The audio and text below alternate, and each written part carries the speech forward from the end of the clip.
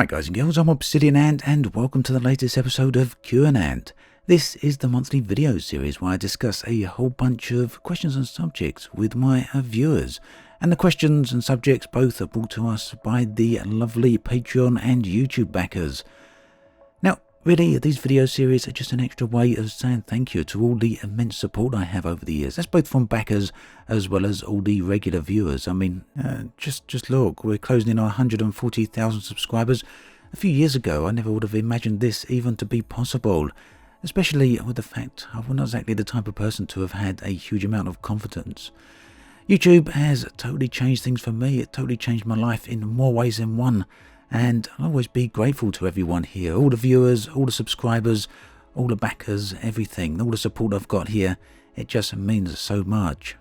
And really, the community here just continues to go from strength to strength. I recently opened up a Discord server. Some of you may be aware of it.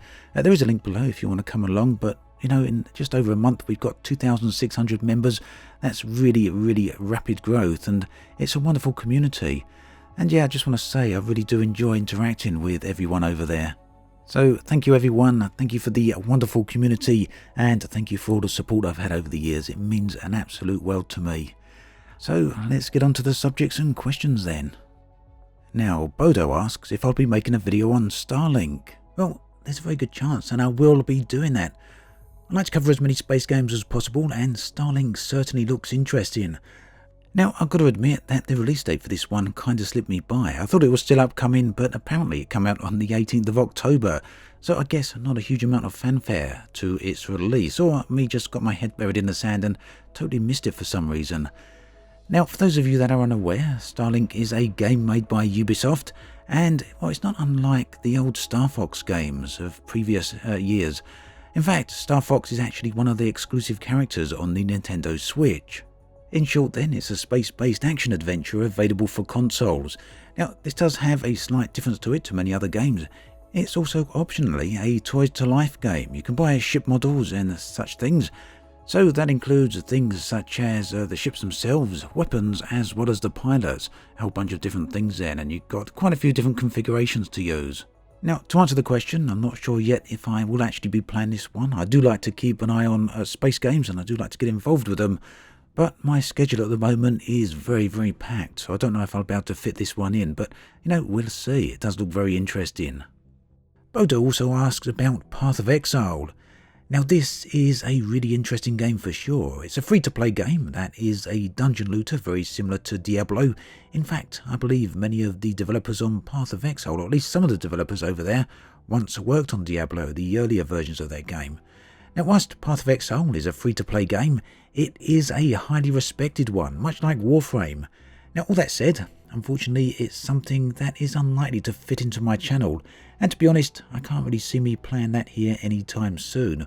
Warframe, on the other hand, will be coming up, without a doubt. It's something I do play, and very, very keen on bringing to the channel, along with the updates for Tuna and Railjack coming later on. Mitchell Dalton wants to know more about the stellar anomalies that are coming to Elite Dangerous with the Chapter 4 update. Well, here's the thing. Frontier seem to be keeping very quiet about these things. It's likely they want us to discover them for ourselves. Personally then, I'm very interested to see how many of them Frontier will include in the upcoming beta phase for Chapter 4, and how many of these anomalies will actually be kept back for the live servers. All we really know so far about these is that they are a number of them, some of which are lightning storms that can be found in space. There's also a few images around the internet showing off what appears to be a localized nebula or volumetric clouds. These actually look really, really good, and they're apparently a nice demonstration of the new lighting changes, and we got a quote here from one of the developers. You can see the shadows in the bottom third of the screen. That's the volume casting shadows through itself from light sources inside the volume. It's sweet stuff technically. So yep, the lighting goes way beyond just having some lighting gradients, some colour gradients rather, in the various systems. Other than that, we don't know anything more, aside from these snippets that some keen-eyed players have noticed from the recent Chapter 4 trailer. Alec Turner discusses Star Citizen and the ability to walk around in a space game. He says, whenever I watch clips of Star Citizen, such as the ones they showed there at CitizenCon, for me at least, there seems to be an awful lot of plodding around, opening doors, closing doors, getting into things, clambering over things, and generally lumbering around on foot. In light of this, and also the speculation regarding space legs being a thing for that Frontier Developments are working on for next year, I was curious about your thoughts on this sort of gameplay in a spaceship sim. Well, that really is the thing, isn't it? Star Citizen has some truly awesome spaceships, both in terms of their design as well as their ultimate intended functionality. However, so much of the game currently seems to be focused on walking around and all those related activities. Spaceships in Star Citizen, meanwhile, appear to be more of a means of getting from A to B, at least at the moment, and I'm sure a lot will change given enough time. But Alec is quite correct. It does highlight a problem that Elite Dangerous will face.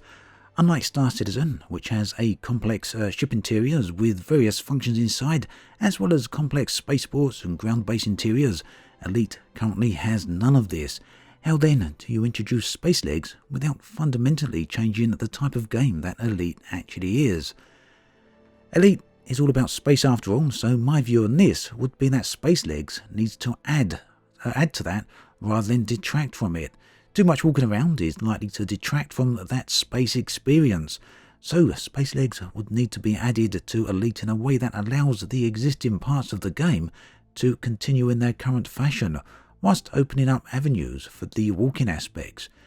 So personally, I think the ideal thing for space legs would be to not move existing parts of the gameplay to other locations. For example, you should never have to leave your ship to visit the mission board. However, you could perhaps head to a space bar or something like that to pick up some additional types of missions. In short, it needs to be additive without wholesale replacing the current aspects of Elite. And to be honest, I just don't see it working in any other way. Vincent Chu has a bunch of topics from the Mobius group as usual. Mark M wanted to know if I'm following through with the plan to use the Crate as my exploration ship. So this is working out pretty well. The Crate is my in-bubble multi-role exploration ship. It has a good jump range and can do more or less anything I need to do at any given moment. So this is ideal for flying within the bubble and doing all manner of activities, and I'm making use of it quite often. Now outside the bubble it's a little bit of a different story because I like the maximum possible jump range just to save me as much time as possible when creating videos. So for this I'm still using the Asp Explorer. I recently unlocked the Guardian FSD booster as well, and my Asp now has a jump range of around 57 light years, which isn't too bad. It could be improved quite a bit in fact, but I would then have to remove a few modules that I use quite actively. But for what I want, it's pretty much perfect. Sure, the Anaconda can reach a lot further. I'm often asked why I don't use it because it's got a much better jump range, but its canopy is restricted, has a terrible field of view, and that makes for lousy exploration for me personally, and not so good for making videos, at least I don't think so. Now Angus asks if I think Frontier will ever stop the grind fest, and points out that there's constantly new things to grind for. Now short answer to that, no, I don't think Frontier will ever stop the grind. Longer answer, I think extending out the grind increases the active time spent within Elite. Time spent within a game translates to value for the players, from a certain point of view that is. And the more players get attached to a game, the more likely they are to purchase cosmetics. So that's really a cynical point of view from me. I'm sure some of you will tell me that, but it's generally how I feel about the grinding as far as it goes anyway. Darren wonders about a few things. The Crate subject I've already touched on. The other subject is what are my honest opinions on Exploration 4 3.3 or Chapter 4. Well, personally, I think the changes are much needed.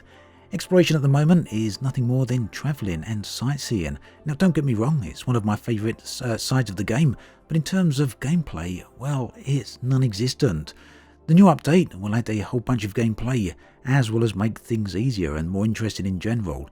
That said, Chapter 4 will certainly make things a little more difficult for the sightseer.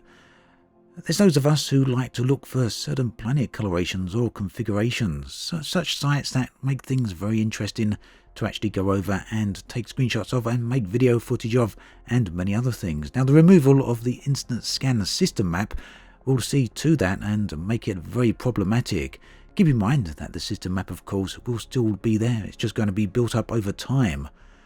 On the other hand, the ability to easily discover all the points of interest in a system, both those in space as well as those down on planets, should more than make up for this, and I'm personally really looking forward to it. As to answering the question as to whether I'll be on Distant Worlds 2, yes, I will be indeed. The other subject is about board flipping, and board flipping is going to be removed with Chapter 4. Now, board flipping is that ability where you log into the game and collect a mission, and then if you want additional missions or if you want the mission board to regenerate, you just log out and log back in a different game mode. That's no longer going to work, and Darren wonders what my thoughts are on what Frontier will do to balance the game in terms of credit earnings. Well, Frontier are clearly aware that credits would need to increase, as they said initially that they will increase the payout rate of missions by 10%. Now, most people I've spoke to have said that they feel this is nowhere near enough, and I'm inclined to agree with that. So, to be honest, I've absolutely no idea what Frontier will do on this, but hopefully it will be something that makes sense. Mark T wonders if I'm aware of people's concerns about the slow development of Elite over 2018. Well, this is something I've spoken about many times in my videos. In fact, I've mentioned again and again that the development rate of Elite is very, very slow. And this slow development has brought about a lot of negativity within the community. And personally, I think that negativity is completely understandable. However, that said, Chapter 4 will be bringing a lot to the game, and once Beyond is complete, I'm pretty sure people will see where all the development time went in 2018. You know, everyone still needs to make their minds up for themselves, though. I keep saying this, don't take my word for it. Wait and see what you feel about Chapter 4. And obviously, whilst I've seen most of it, I haven't actually had my hands on it. So, yep, not too long now, we can see most of the streams, and eventually, on next week in fact, we'll have the beta to hand. Now, talking of which, Mark also observes that the comment section on my Elite videos are often extremely negative. He would be spot on with that observation, with the exception that since Chapter 4 announcements, the comment section there has taken quite a change and is now generally quite positive. This just goes to show that the positive impact that can happen when Frontier provide insight into the game's development. My worry then, in this case, is going to be what happens after Chapter 4. Will Frontier once again return to radio silence? In my opinion, that would be a mistake, and they really need to get the 2019 roadmap out there as fast as possible. Set Dodachi, who tells me I can call them 712, thank you for that, wonders about my favourite and most used ships in the game. Well, it's no secret that I'm a big fan of the Asp Explorer and use this for exploration. It has a good jump range and, unlike the Anaconda, has a great canopy. My feelings on the big three ships is that I don't like those ships very much. I personally prefer the ships that are more agile. For combat, I like to use the Vulture, although I also enjoy the Crate. Talking of which, the Crate is slowly becoming my favourite ship, as I mentioned earlier. Now, 712, as for trying to find activities to do within Elite at the moment, I really won't worry about that too much. With the release of Chapter 4, there should be plenty of things to start getting involved with. It's just a case of waiting until that update drops. And if you've got beta access for that, then it won't be very long at all until you can get your hands on it. Now, Janelle wants to know what my favourite PC games of the 90s were. Well, the 90s was an interesting period because it wasn't all about just PCs, far from it. I had an Atari ST, an Amiga, a PlayStation 1 and a Nintendo 64 during that time, as well as other things in addition to the PC. For my favourite PC game though, and sticking to PC, there's really too many to choose from. Ultima Online was a very special game for me, and Doom was standout of course, and I'd be crazy not to mention Half-Life and System Shock 2, the later of which was probably at the top of that list for me. Veruna talks about the ability to summon ships whilst in space, much like we can currently summon ships when in our SRV. Now personally, I absolutely love this idea. To fly out into deep space and decide I need a different ship to then be able to summon that ship would be absolutely great. There are two issues here though, for sure, maybe a couple more, but two of them that I can see straight off the top of my head. The first of which, Veruna points out, we don't actually have a way to move between ships without teleporting. Secondly, it's likely people would find many ways to exploit this scenario by switching rapidly between ship types to take advantage of each ship's best traits. Now I do feel that it would put a number of interesting elements into the game if we had a system like this, and ultimately if the ship has the correct modules and capabilities to travel the distance, then I don't really see why it should be a problem, at least in the terms of implementing it and putting it in. In fact, in the end, I could see a whole bunch of nice positive reasons to have a system like this. That said, like just mentioned, I guess it's one of those relatively simple systems that you could put into the game that would dramatically change the game, both for the good and for the bad. So that, I think, brings us to the end of this episode of Q&Ant. We'll be back next month with another episode. Meanwhile, do keep an eye out over on Patreon as well as YouTube members' community posts, where I'll be asking to take questions and subjects for the next video.